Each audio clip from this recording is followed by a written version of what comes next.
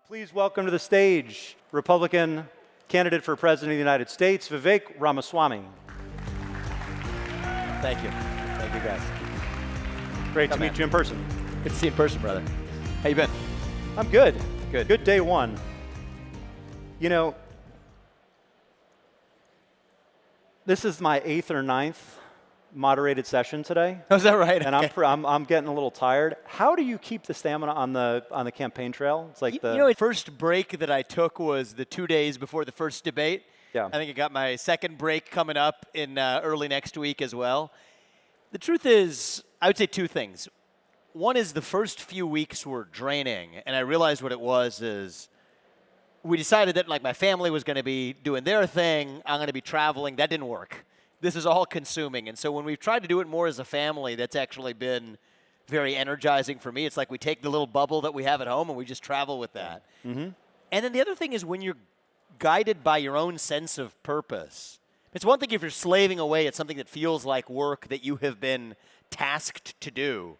You could not do something like what I'm doing now. You would have quit long ago.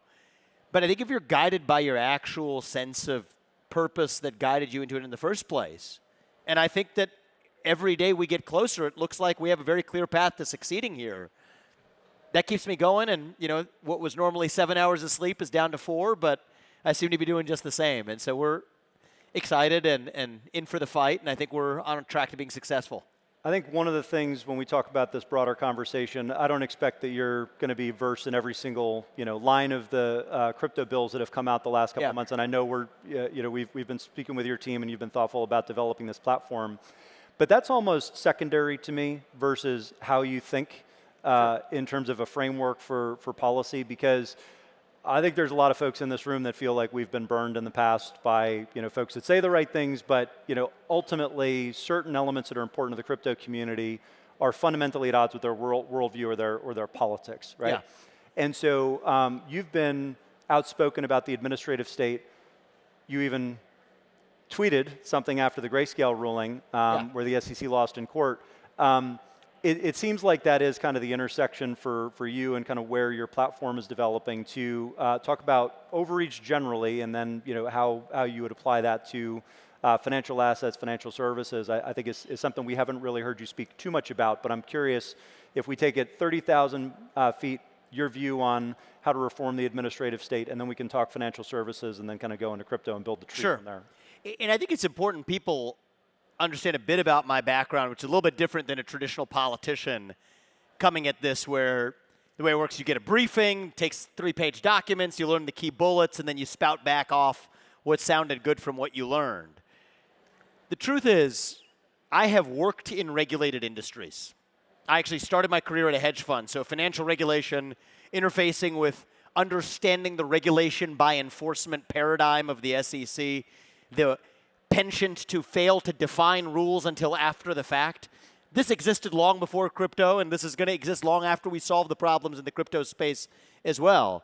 I started a biotech company that developed 5 medicines that are FDA approved today. I have been through the cumbersome process of dealing with the FDA that has the same paradigm, regulation by enforcement. And so I arrive at my views. I think they're relatively strong views on what the future of governmental interface with crypto should be. Not through having been a crypto entrepreneur or a trader, but through actually a path of being an entrepreneur in other industries that face the same issues that you all do. And that's what gives me my passion for shutting down the unconstitutional 4th branch of government. That is the cancer at the heart of our federal government today, is the people who we elect to run the government, they're not the ones who actually run the government. Most of the political power is wielded by people who are never elected to their positions, that sit in the back of 3-letter government agency buildings in Washington, D.C. in a 3-letter regulatory alphabet soup. From the FTC to the SEC to the FDA to the God knows what. That is where political power is exercised in the United States today. And this is not a Democrat idea or a Republican idea. But my dream as a citizen is the same dream that our founding fathers had, that the people who we elect to run the government, at the very least, ought to be the ones who actually run the government. And so if a majority of people in this country wanted to elect a Congress that said, we don't want any of this cryptocurrency stuff, get it out. We don't like Bitcoin, we don't like crypto, we don't like all that weird stuff, we don't want it, ban it, get it out of the United States of America. I wouldn't vote that way, that wouldn't be my vote, but I would agree to continue living in a country where a majority of people elected representatives to Congress and the Senate and the US president that signed that into law. That wouldn't happen because the beauty of our country is we have a free marketplace of ideas. That's how it works. The best ideas win when you can actually debate them.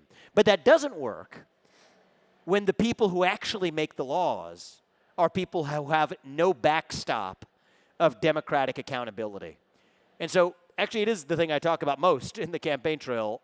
Our top domestic policy objective is to lay off 75% of the federal employee headcount, send them packing, send them home, keep the 25% who actually do what they were supposed to do in the first place, shut down redundant agencies that should not exist, and rescind what will be a majority of federal regulations that fail the Supreme Court's test in a case called West Virginia versus EPA, which says that if Congress did not give the power to a regulator, then that regulator does not have the power to issue regulations. If we do that, we unlock innovation in this country, we unlock economic growth in this country, and I think most importantly, we revive our national identity where we have 3 branches of government, not 4. And I think that's what we're going to succeed in doing. You talk about it a lot. It's definitely controversial, and it's had quite a bit of skepticism. And I know you've explained how you would restructure or totally disband a few different agencies. The one bit of pushback that everybody universally comes back with is you can't just do this with a strike of the pen from the Office of the Presidency. There is a certain amount of deference that the courts will give to regulators that aren't wildly out of control. And so you might do this, but you'll get challenged in the same way that Donald Trump was for a few different regulators when he tried this early on in his administration. So without getting too deep, I've heard you speak about the specific 1970, 1980s kind of court case that you exploit here. Without getting too deep into the legal weeds, how is this going to be different? And how would you pick the targets beyond the ones that you've mentioned outside of financial services? Would there be financial services elements here as well? Sure. So without getting into the legal weeds, because that is a rabbit hole, you could look at a speech I gave last Wednesday that lays out the legal authority for why the U.S. president has the power to, who would have ever thought, run the executive branch of government. Now, I think it takes a unique combination to get this done. Trump at least got the closest in terms of exposing the administrative state as a problem. It takes a CEO coming in from the outside. An existing D.C. politician or political creature is not going to get that job done. A CEO knows that if somebody works for you and you can't fire them, that means they don't work for you. It means you work for them because you're responsible for what they do without any authority to change it. So it does take that outsider, but it takes an outsider with a bone-deep understanding of the laws and the Constitution in this country. So I'll give you one example to give you a sense of what that legal understanding is. The advisors told Trump he couldn't fire people in the administrative state, the bad actors in the deep state, because there are these so-called civil service protections, rules that say you can't fire federal employees, because the point is, let's say you work at the SEC and I don't like your views on abortion. The logic is if I'm a political figure, the president, I shouldn't be able to fire you, a technocrat, from your job. Agree or disagree, that's what the civil service rules say. But read the law. It does not apply to mass layoffs, large reductions in force. The logic never applied to that, and there's a separate set of rules governing large reductions in force. Mass layoffs are absolutely what I am bringing to the D.C. bureaucracy. Now, that takes a president who understands those rules but comes in as an outsider, and I think that one of the things I've learned from my short time in politics is that those two qualities don't usually go together. Right? You have people like Trump with sharp elbows willing to break glass, but they don't know the first thing about what the law actually is. They rely on the advisor class to tell them, and that's a problem when the advisor class is a product of the very swamp you're going in to drain. Then you've got legal academics, the kind of people who, former law professors and others of mine who are working on our team laying out the policy basis for action, but who don't really have an executive or entrepreneurial skill set to see something through with the brute force that's going to be required. And so I do think that's a unique combination that's going to be required. It's part of what calls me into this race. I don't believe that I can make promises of what Congress will or won't do. Those are the false promises that presidential candidates make. Repeal and replace Obamacare. That was the top campaign promise of 2016. Trump did a lot of good for this country, but that wasn't one of them. And so nothing I'm promising on this campaign will be contingent on Congress. Everything I'm focused on doing, I can do as the chief executive of the executive branch of government. There is one executive branch, not 100. There are 3 branches of government, not 4. And it turns out the laws and the Constitution of this country work in exactly the way that it's supposed to, that the duly elected president gets to set that policy.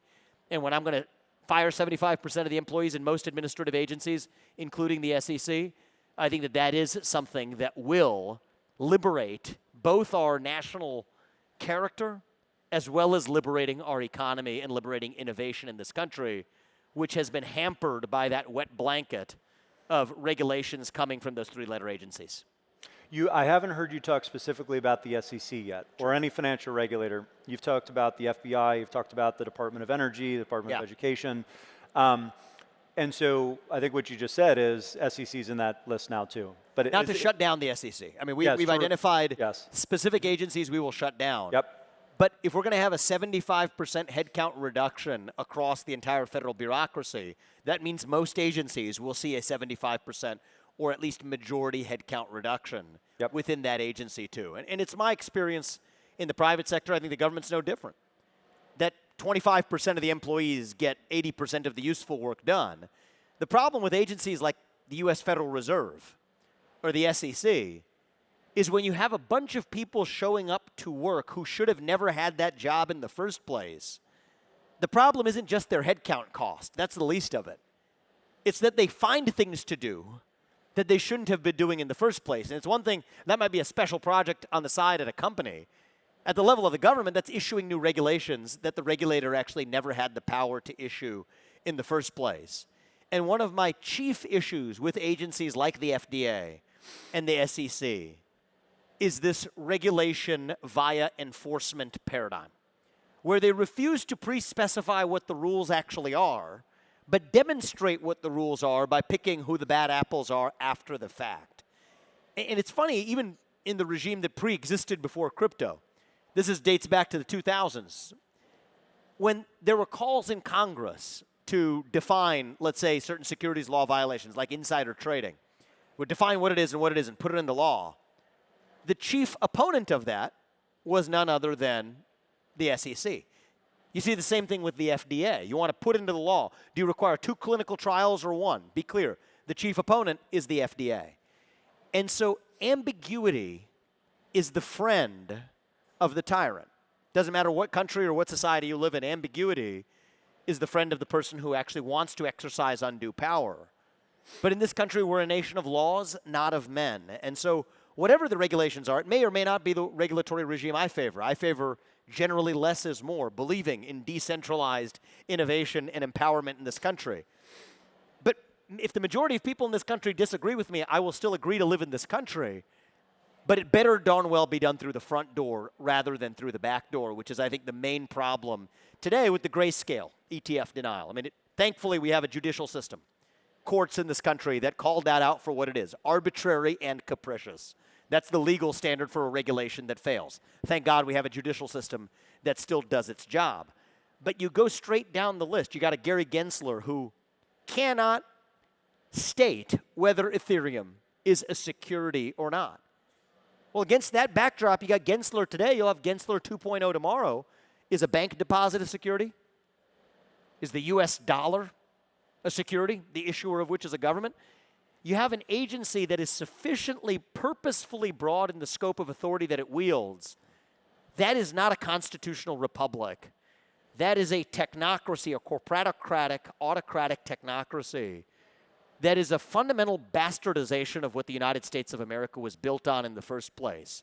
And so this is just one domain that we're talking about, this agency, because that interfaces with you all. But from the EPA to the FDA to countless other agencies, this is the story of the administrative state. And the good news is this is something that a U.S. president can fix without asking Congress for permission or for forgiveness. I think Chair Gensler and the SEC went after stoner cats, so everything that you just mentioned is probably also considered a security if stoner cats is a security. But one thing I found interesting, interacting with you and your team, you're just developing a crypto platform, right? And I think you've been pretty transparent about wanting to get the some of the details right here. So we talked a little bit about the framework. We expect to put that out by, before I forget this, I want to say, by Thanksgiving, we're going to put out a comprehensive crypto policy framework. We're at 75% of the way there. One of the reasons I wanted to be here in a couple of other forums like this, I can confirm it's 75%. Collect probably feedback. A little bit more than that, but yeah. Well, we want to get feedback before this is finalized. Not that we're going to listen to everything everyone says, but we want thoughtful people to actually have input to make sure that what we're putting out is real. Crypto@vivek2024.com is the email that we're inviting.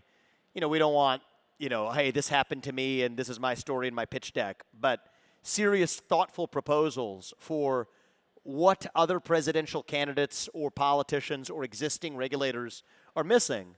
We're very open-minded. This is how we, like to develop our policies in as thoughtful of a way of people who are closest to the areas where we're proposing that policy and we want to hear from. And so we'll continue to invite that between now and November and be rolling this out between now and Thanksgiving. Well, a major presidential candidate actually having a fully baked position on crypto, I think is something I hope people will take up Vivek and his campaign on actually submitting some feedback here. I want to talk a little bit about the 3 bills that got out of committee in the House. And obviously, Senator Gillibrand is going to be here on Friday. She's a co-sponsor with Senator Lummis on another proposal out of the Senate. But the ones in the House are, actually fairly straightforward. So you've got the stablecoin bill, render unto Caesar what is Caesar's, right? You've got the FIT Act, which basically covers the exchanges like for like versus federal or national exchanges like the New York Stock Exchange.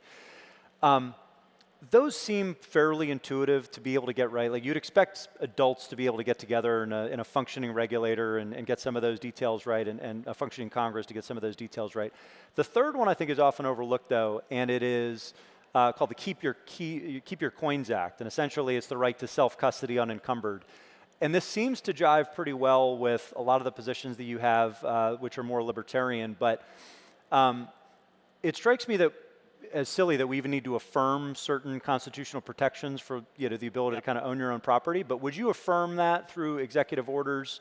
I think executive affirmation is what I look at, because that presumes that you have to actually enforce something that's already in the law. And so I want to be careful about using executive orders as the way that we get things done, because they can get reversed. But an affirmation that this is actually going to be the way the regulators reporting into the executive branch look at the law. So I think the Keep Your Keys Act, I think this is relatively non-controversial. I would think in terms of. Well, it didn't get any votes from one side. Well, it's interesting how that works, but I view it as non-controversial. I think that there's a deeper issue here relating to the third-party doctrine. I don't know if that's something you're familiar with or not, but it was I think a shameful part of our national history relating to bank regulations, which basically say that you give up your right to privacy if you do business with a bank. It actually went so far as to say even if you're making a phone call using a landline or a cell phone from one person to another, you give up your presumed right to privacy based on your contract with the company, because the telephone company or the cell phone company is a third party. So if you shared that information with a third party, you actually presumptively gave up your right to privacy. This was the basis for the NSA abuses, by the way, that Snowden exposed, the systematic spying that was going on American people's phone conversations.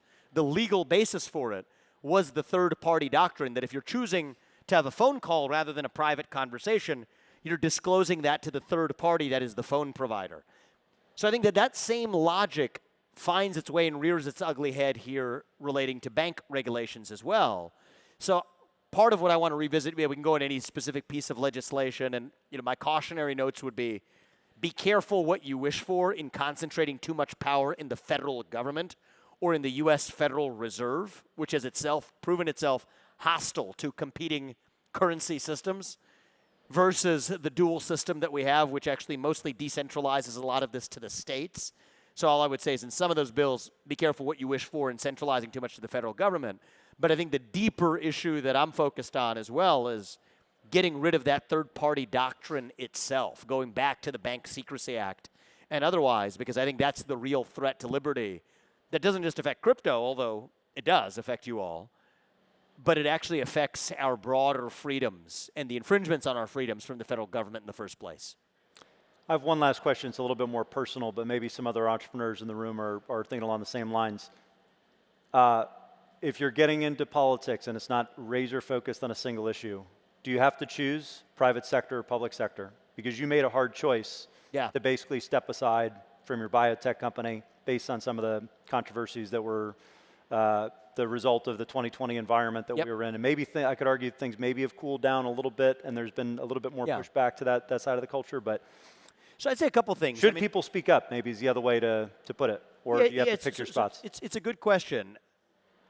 So I'll give you the background that I laid out in my first book, Woke Inc. I voluntarily stepped down as CEO of a biotech company that I founded. It was a multi-billion-dollar company, built it from scratch after the George Floyd protests, where there was effectively a demand that every CEO in this country make a statement or donation of some kind on behalf of the Black Lives Matter movement.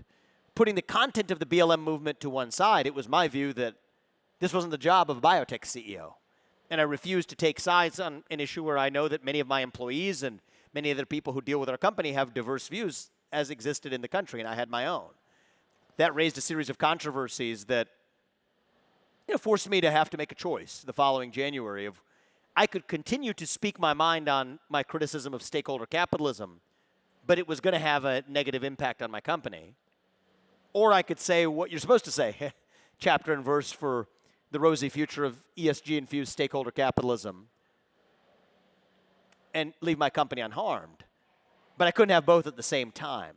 And so I made the choice to say I'm stepping down in my capacity as a CEO to speak my mind freely as a citizen. Now, I do think the environment's changed a little bit, but I personally think I like to practice what I preach and recommend others practice the same, which is that in your capacity as a CEO or an entrepreneur, my suggestion is focus on your mission. Whatever your mission is. Maybe it's to provide medicines to patients who need them.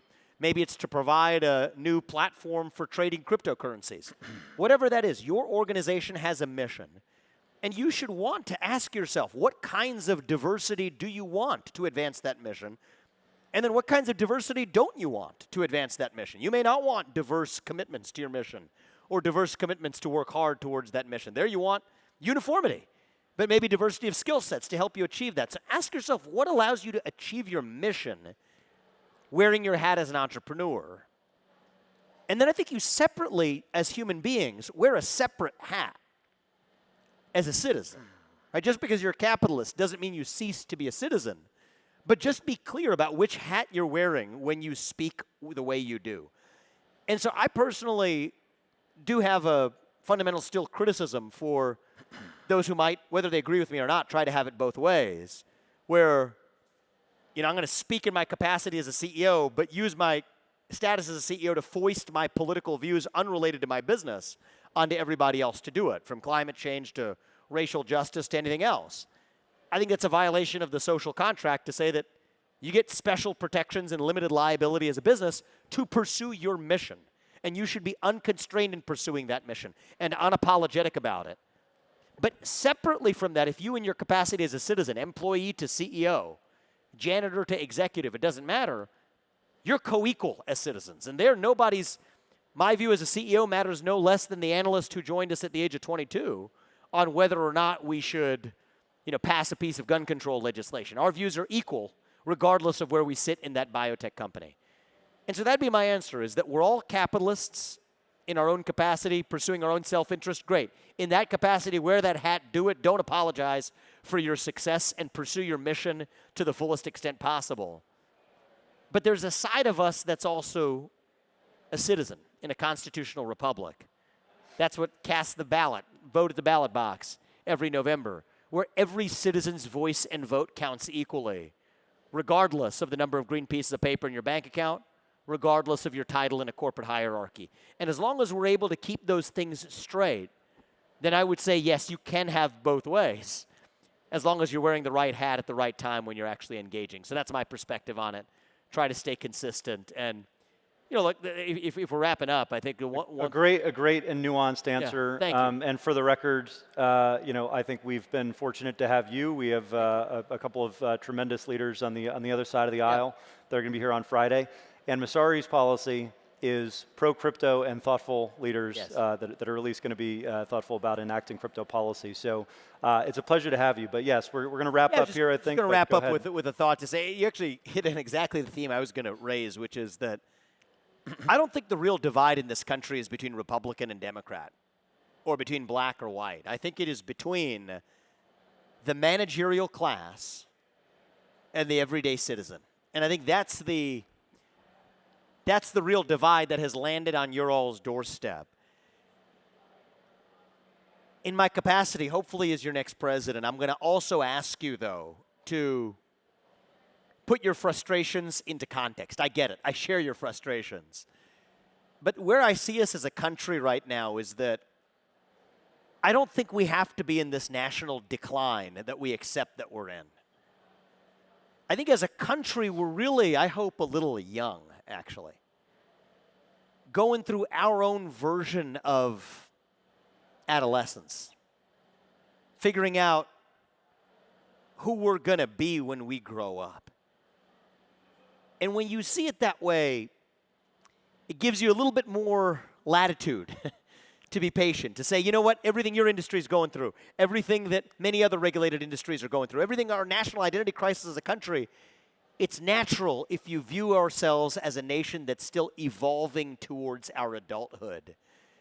And so to end on, if I may, an optimistic note, I don't think we have to be that nation in decline.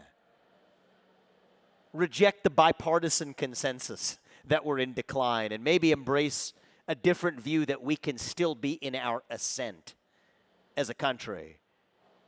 And hopefully that's still the country where no matter who you are or where your parents came from or what your skin color is, that you get ahead in the United States of America with your own hard work, your own commitment, your own dedication, and that you're free to speak your mind at every step of the way.